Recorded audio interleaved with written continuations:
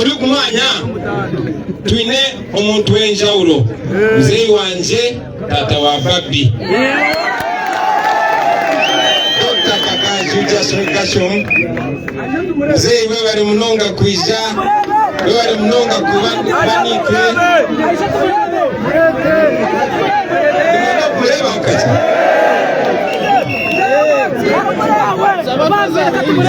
Nishaba abakurebe ukati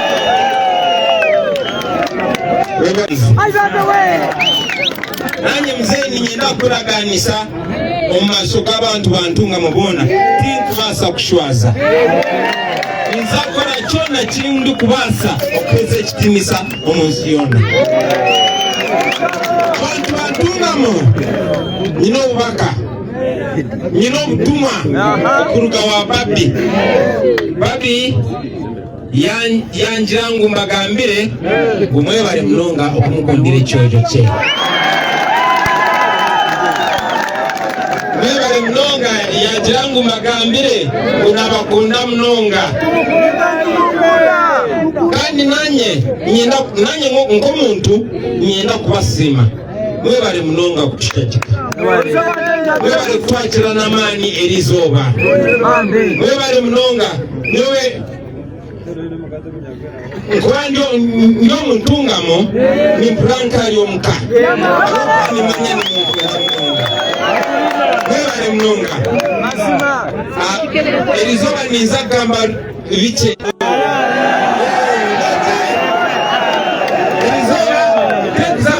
bingi abokuba nitwenda kulawuka tuzo aha radio omuli Lubaale konka ninyenda okubagamba ebi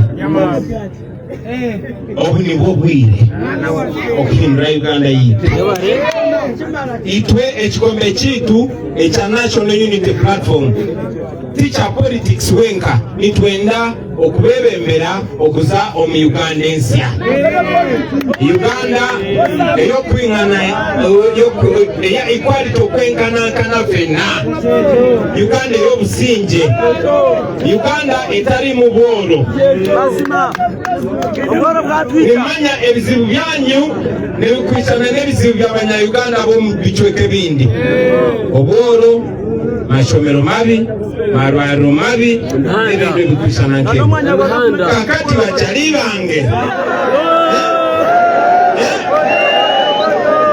ndero njakadde basima busimi naye mbawe confidence nti kisoboka ate tugenda kukikola nga tuli fena kubanga batwale examples ez'enjawulo eby'omukenya mwabireba nitwe nitubasa kukikola nimuleba buli bwenguzi sente ezina okubeereza abantu mutwalo mulamba omuntu omu yekka yazibba ate bamala okuzibba n'ateekawo obulimba balowoozesa abantu nti buli muntu ali mu West ali bulungi ate nga si bwe kiri amalwaliro gamwe malungi amasomero gamwe malungi emihanda gamwe mirungi kati okiraba so twagala okubikyusa buli omu yeyagalire mu Uganda ye ekyo kisoboka ekyo tugenda kukikola tunulire ebbeeyi y'amata nusu 5 liita nobasoko okuleba ekitooki ekyangu ekiti nga bakukiguza 2,000 3,000 lwaki kubanga infrastructure bagyonoona abalimi gye balimira amatooke ogenda kulijayo n'emmotoka tezisobola kutuukayo ate bino ebintu byaliwo we are not only going to start them now. Uganda was better in 1970 abazeyi abali aha ni mukimanya ngu omu 60s na 70s okabano basokuza omwirwariro without money bakwa treatment bakwa n'engoye ensya wagaruka omuka naye kati waza omwirwariro abooro beena omwanya gwabwe n'abagiga beena omwanya gwabwe ekyo tekirina kubeera bwe kityo nyenda inywe myeto mutwalo obutuma mubutwale mu ghetto zonna mubutwale mu saluni zonna mubutwale ku bodaboda stage zonna mubagambe generation yaffe erina okukyusa ebintu. Egi generation erina responsibility ey'okuhindura ebintu. It is very very possible. Temukkiriza muntu yenna kubaawula mu mawanga oba kubaawula mu madiini. Temukkiriza muntu yenna kubalowoozesa nti muli violent. We are not violent. And we can change Uganda non-violently. Yes.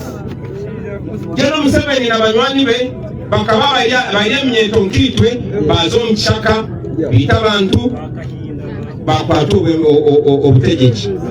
Kandi itwe titwenda obutegeki, nitwenda obwebembezi. Twagala bakulembera nga abantu be babosi, nga baleaders ba servant. Omuntu yekwa alina okubeera bosi nga politician oba omukulembeze ng'akutya. Baba sente z'omuwa omusolo ng'amanya nti ojja kuba akalulu omugyeko. Naye mwakuba akalulu mu 2021 ne muwangula naye ne bakabba. Okuyijjawo era tugenda kuyijjawo. My message to you is don't give up. Don't give up. Let us keep going. Let us keep going. We shall reach where we want to reach. Omugandesya first lady naza kuba na so abantu b'entungama ate mwe muli banjawulo ba first lady omukadde ava wano n'omupya ava wano muli bakalono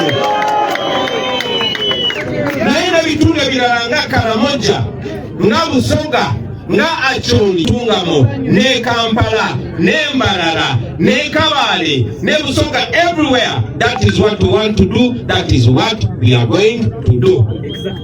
Njagala kumaliriza ebindi niza kubigamba radio abokuba obwire bwagenda konka ninyenda kubasima munonga na kubawa confidence. Don't give up. A day is going to come olunaku lugenda kukyuka nga gwe olaba oliyala ebyo bigenda wadde oli muntu wa ghetto oba oli wa bodaboda nekuba ng'oyagala ogenda okufuna operation nga teweetaaga kubeera ne sente. Uganda nsi ngagga nnyo. Singa bukulembeze bulowooza ku bantu baffe by now eno wandibadde tewabaayo jasimata oba wandibadde wabaayo milk products nga zi already processed. Wandibadde wabaayo cheese nga wabaayo ice cream nga tuba exportinga mu nsi yonna. By now twandibadde tuprocessinga 5,000 n'omulonda. We want to change that and we shall change that. Lete tusobola kuyikyusa without you. We have to come together, all Ugandans from all walks of life. No basawo mchori, no basoko, tuine ebizibu bimwe na solution eliemwe. I want to call upon all of you, the people of Ntungamo. Bwe mulabanga kikutte e Kampala, namwe mukikume wano nalo. Njagala okubasaba abavubuka ba wano to taking an example ye Nairobi eye Kenya. Temubeera violent. Temukkiriza muntu yenna kubagamba kola fujjo. Naye njagala mumanye it is your right to protest for a right. Ddembe lyammwe okwekalakaasa bwe muba mwekalakaasa mu ddembe. Ddembe lyammwe okuyigiriza bannammwe. Ekyo tulina kikola nga tupaasinga message mu bulungi.